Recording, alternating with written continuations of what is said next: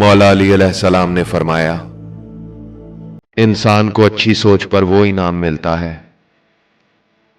जो उसे अच्छे अमाल पे भी नहीं मिलता।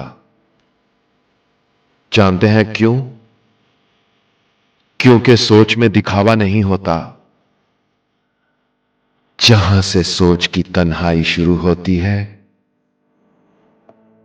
वहां से दर्द की गहराई शुरू होती है। जहां से जिंदगी की कहानी खत्म होती है, वहां से रूह के रास्ते का तयन होता है। किसी को दुख कभी देना तो इतना सोच कर देना,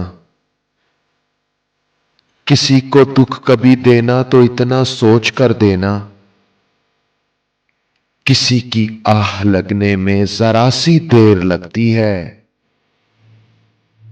फकीर कहा करता था, इस दुनिया में हर जिस्म की मंजिल फना है, मगर हर रूह की मंजिल जुदा जुदा है।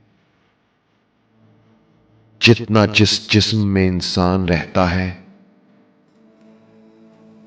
उतना उस रूह का सफर आसान रहता है।